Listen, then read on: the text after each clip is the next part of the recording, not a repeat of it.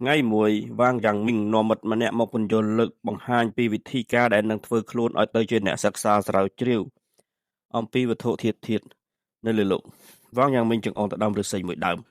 នៅមុខផ្ទះរបស់ខ្លួនឲ្យមិត្តរបស់គេម្នាក់នោះសាក់លបងសិក្សាស្រាវជ្រាវអំពីដើមឫស្សីមិត្តរបស់គេក៏ចាប់ផ្ដើមអង្គុយសិក្សាពិចារណាពីដើមឫស្សីតាំងពីព្រលប់ទល់ព្រលប់ដោយរំពឹងថាគេនឹងបានស្វែងយល់អំពីការពិតរបស់វាដោយសារតែខិតខំផ្ចិតផ្ចង់ស្មារតីដើម្បីពិចារណាយ៉ាងពេញទំហឹងធ្វើឲ្យគេហត់នឿយជាខ្លាំងធ្វើតែបានតែ3ថ្ងៃគេក៏ធ្លាក់ខ្លួនឈឺវាងយ៉ាងមិញគិតថាកម្លាំងកាយនិងចិត្តរបស់មិត្តម្នាក់នោះមិនសូវរឹងមាំទើបធ្លាក់ខ្លួនយ៉ាងដូចនេះគេក៏សម្រេចចិត្តអង្គុយពិចារណាដោយខ្លួនឯងប៉ុន្តែវានៅតែឥតបានផលអ្វីជាដដែលគេធ្វើបានប្រមាណជា7ថ្ងៃក៏ធ្លាក់ខ្លួនឈឺដែរទៅ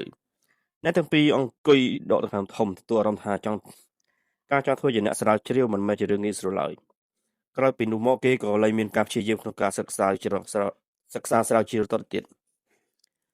វត្ថុធាតុផងទាំងពួងលើលោកតែមានកិត្តខំរបស់វា